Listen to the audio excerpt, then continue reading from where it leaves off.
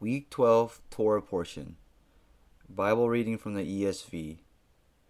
Vayechi, and he lived. Genesis chapter 47 verse 28 to chapter 50 verse 26. 1 Kings chapter 2 verse 1 to 12, and 1 Peter chapter 1 verse 1 to 9, and chapter 2 verse 11 to 17. Genesis chapter 47 verse 28 to 31. And Jacob lived in the land of Egypt 17 years. So the days of Jacob, the years of his life, were 147 years. And when the time drew near that Israel must die, he called his son Joseph and said to him, If now I have found favor in your sight, put your hand under my thigh and promise to deal kindly and truly with me. Do not bury me in Egypt, but let me lie with my fathers. Carry me out of Egypt and bury me in their burying place.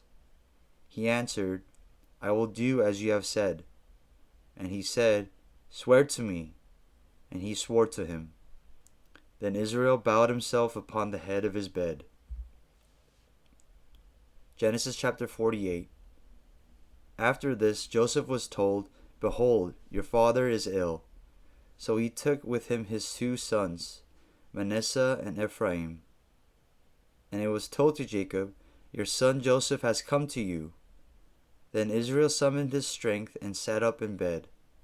And Jacob said to Joseph, God Almighty appeared to me at Luz in the land of Canaan and blessed me, and said to me, Behold, I will make you fruitful and multiply you, and I will make you of a company of peoples, and will give this land to your offspring after you for an everlasting possession. And now your 2 sons, who were born to you in the land of Egypt, before I came to you in Egypt, are mine. Ephraim and Manasseh shall be mine, as Reuben and Simeon are. And the children that you fathered after them shall be yours. They shall be called by the name of their brothers in their inheritance. As for me, when I came from Padan, to my sorrow Rachel died in the land of Canaan on the way, when there was still some distance to go to Ephrath. And I buried her there on the way to Ephrath, that is Bethlehem. When Israel saw Joseph's sons, he said, Who are these? Joseph said to his father, They are my sons, whom God has given me here. And he said, Bring them to me, please, that I may bless them. Now the eyes of Israel were dim with age, so that he could not see. So Joseph brought them near him, and he kissed them and embraced them. And Israel said to Joseph, I never expected to see your face, and behold, God has let me see your offspring also. Then Joseph removed them from his knees, and he bowed himself with his face to the earth. And Joseph took them both, Ephraim in his right hand toward Israel's left hand, and Manasseh in his left hand toward Israel's right hand, and brought them near him. And Israel stretched out his right hand, and laid it on the head of Ephraim, who was the younger, and his left hand on the head of Manasseh, crossing his hands. For Manasseh was the firstborn.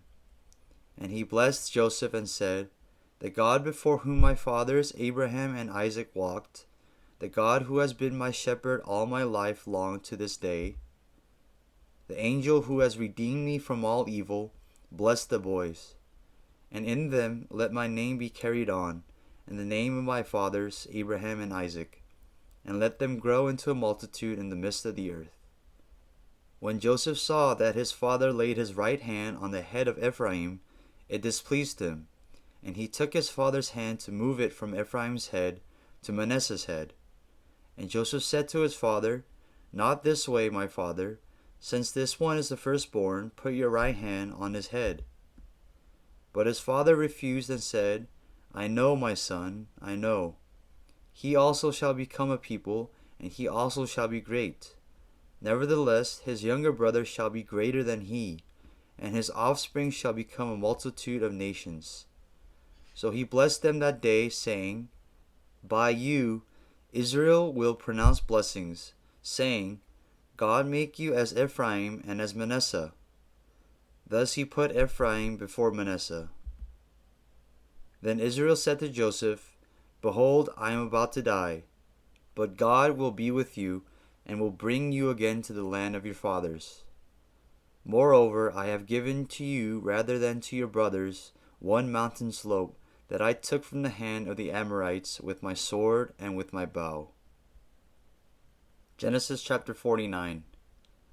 Then Jacob called his sons and said, Gather yourselves together, that I may tell you what shall happen to you in days to come.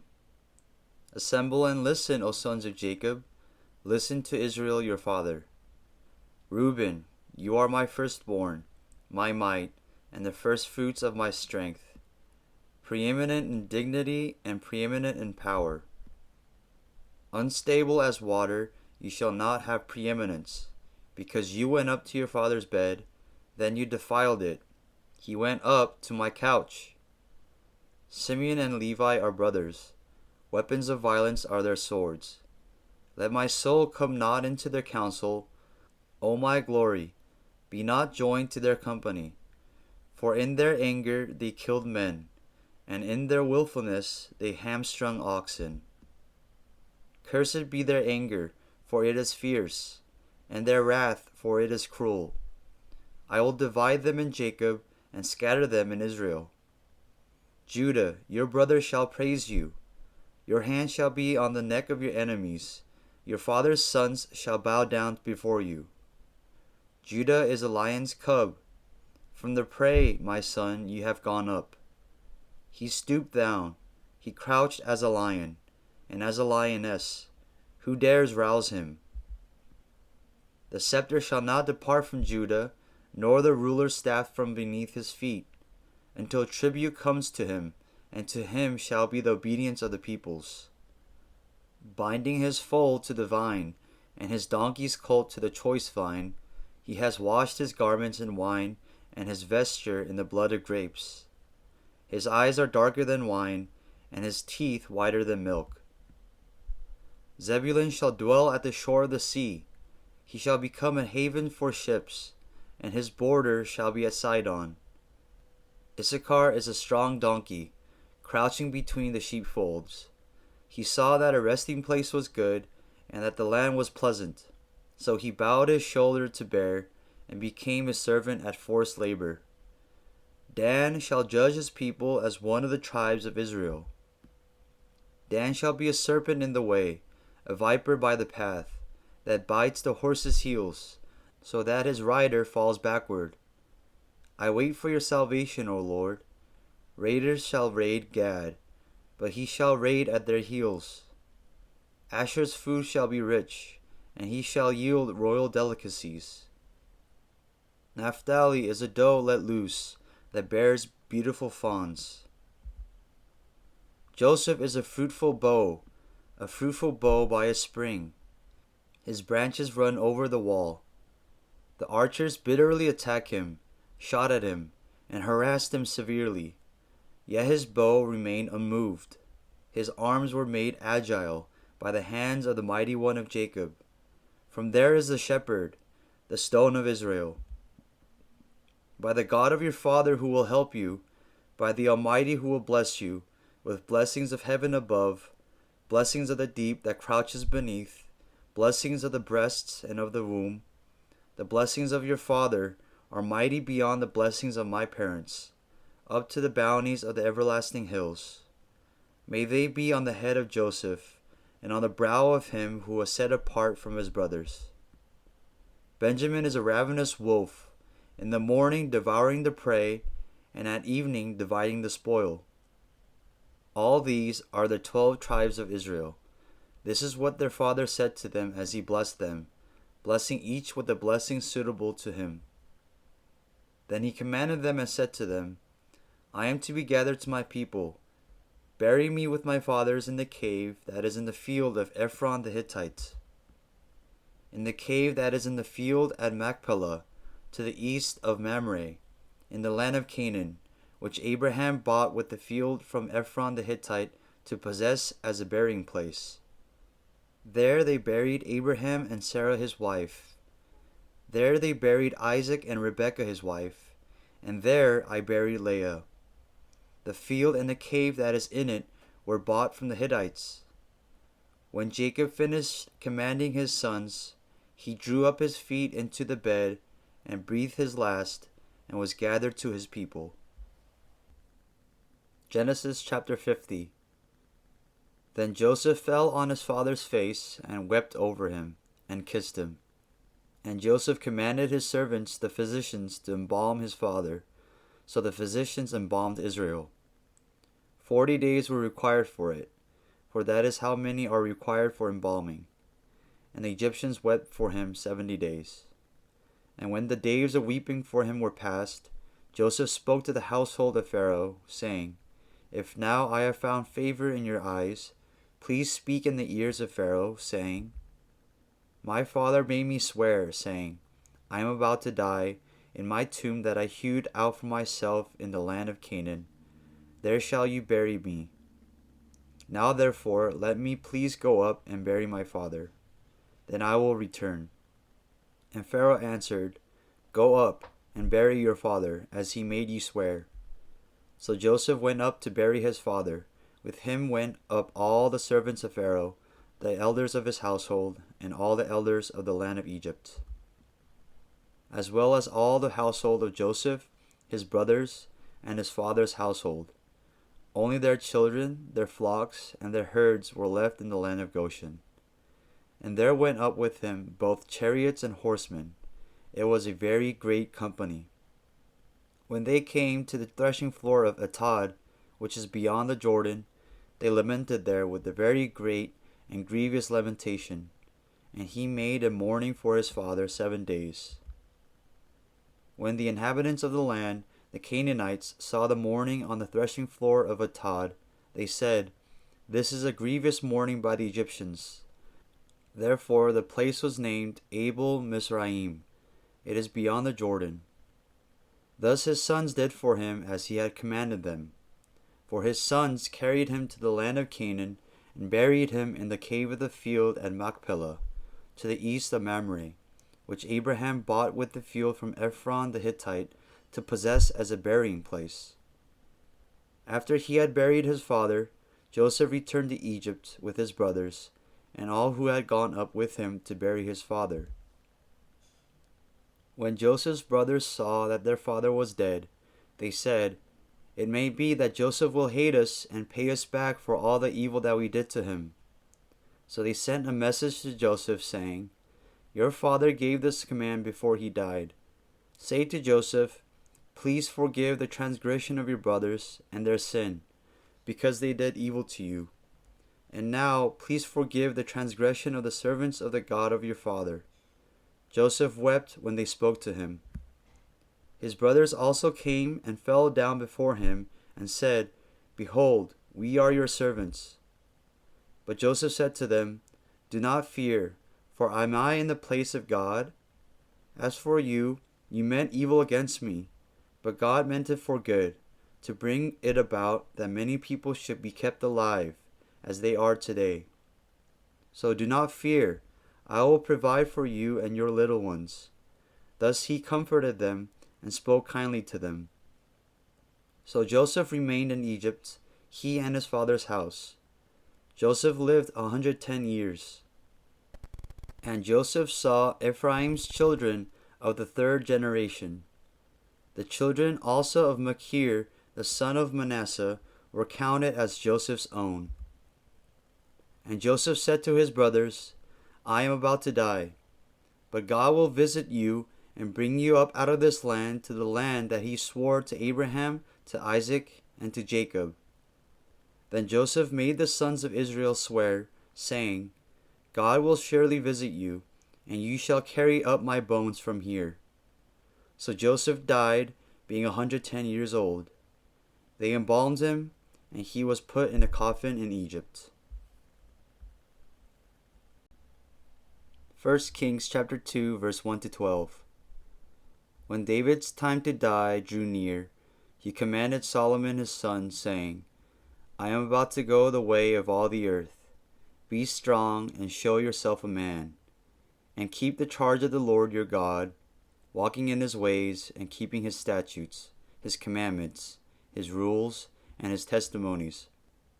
as it is written in the law of Moses, that you may prosper in all that you do, and wherever you turn, that the Lord may establish his word that he spoke concerning me, saying, If your sons pay close attention to their way, to walk before me in faithfulness with all their heart and with all their soul, you shall not lack a man on the throne of Israel. Moreover, you also know what Joab the son of Zeruiah did to me, how he dealt with the two commanders of the armies of Israel, Abner the son of Ner, and Amasa the son of Jether, whom he killed, avenging in time of peace for blood that had been shed in war, and putting the blood of war on the belt around his waist, and on the sandals on his feet.